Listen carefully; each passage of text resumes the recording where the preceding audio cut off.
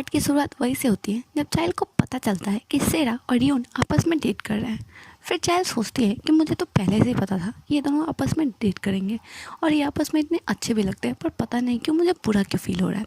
फिर इजुन चाइल्ड से पूछता है कि क्या तुम ठीक हो, तो चाइल्ड कहती है हाँ हाँ मुझे क्या हुआ है, मैं बिल्कुल ठीक हूँ, मतलब मैं क्यों दुखी होने लगी, वैसे तुम्हारा थैंक यू कि तुमने मुझे बाइट किया, अभी मुझे काफ़ी अच्छा लग रहा है।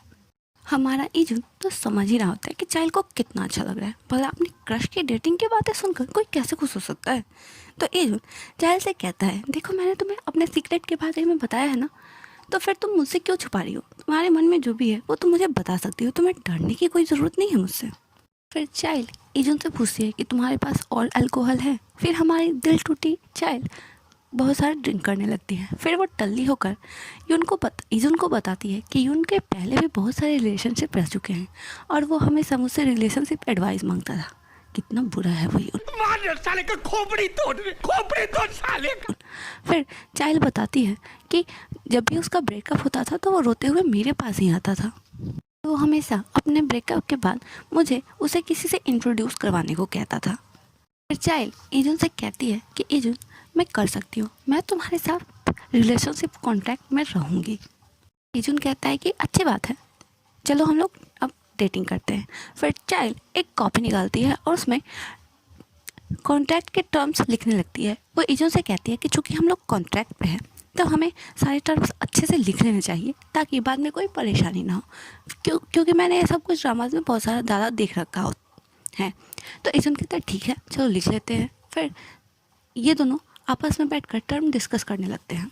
फिर इजुन कहता है कि चूँकि हमारे पास कोई स्टोरी तो नहीं है इसलिए हमें एक स्टोरी क्रिएट करनी होगी ताकि लोगों को हम पे भरोसा हो जाए।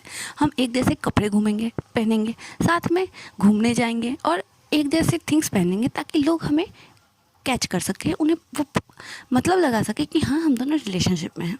फिर चाइल्ड पूछती है तो हमें किस टाइप के मैचिंग आइटम्स पहनने चाहिए। तो इजुन पूछता है कि क्या तुमने पहले कभी डेट किया है। तो चाइल्ड बताती है कि नहीं मैंने पहले कभी डेट तो नहीं किया है। तो इजुन कहता है ठीक है किसी दिन हम दोनों शॉपिंग पे चलेंगे और मैचिंग आइटम्स खरीद लेंगे। फिर चाइल्ड इजुन को बताती है कि मेरा पहला क्रश एक छोटा मेरा ओप्पा था जो कि मेरे साथ रहता था। एक्चुअली वो इजुन के छोटे वाले वर्जन के बारे में बात कर रही होती है। फिर चाइल्ड कहती है लेकिन वो पता नहीं कहाँ चला गया, उसके बाद उसने मुझे ढूंढने की भी कोशिश नहीं की क्योंकि मैं तो बचपन से ही एक्टिंग करती हूँ, अगर वो चाहता तो वो मुझे ढूंढ सकता था लेकिन उसने मुझे नहीं ढूंढा। तो इजुन कहता है कि ज़रूर उसकी कोई मजबूरी रही होगी इसलिए उसने तुम्हें नहीं ढूंढा। इजुन कहता है कि चूँकि तुम्हें बाइट करने के लिए मुझे तुमसे हर हफ्ते मिलना पड़ेगा तो जिस दिन हम मिलेंगे उस दिन ही हम लोग डेट पे जाएंगे जैसे कि बाकी सारे कपल्स करते हैं। इजुन चाइल्ड से कहता है कि चूँकि हम लोग डेट करें तो तुम्हें मुझसे कंफर्टेबली बात करनी चाहिए। तो चाइल्ड कहती है ठीक है ओप्पा, और ओप्पा बोलने के बाद इजुन को शर्माना चाहिए लेकिन यहाँ उल्टा होता है और चाइल्ड खुद ही शर्मा जाती है और वो और भी ज़्यादा ड्रिंक करने लगती है।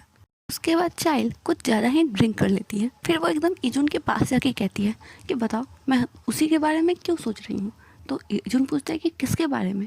तो चाइल्ड कहती है मेरे फर्स्ट क्रश के बारे में, पता नहीं तुम मुझे उसी के जैसे क्यों दिखते हो। तो इजुन कहता है नहीं नहीं ऐसा कुछ नहीं है, मैं तो बहुत ही ज़्यादा हैंडसम हूँ, मैं उसके जैसा नहीं दिखता। तभी चाइल्ड को यून का कॉल आता है और चाइल्ड कॉल उठा लेती है। तो यून चाइल्ड से पूछता है कि क्या तुमने खबर सुनी। तो चाइल्ड कहती है कि कौन से बारे में। तो इजुन कहता है कि मेरे और सेरा के डेटिंग के बारे में।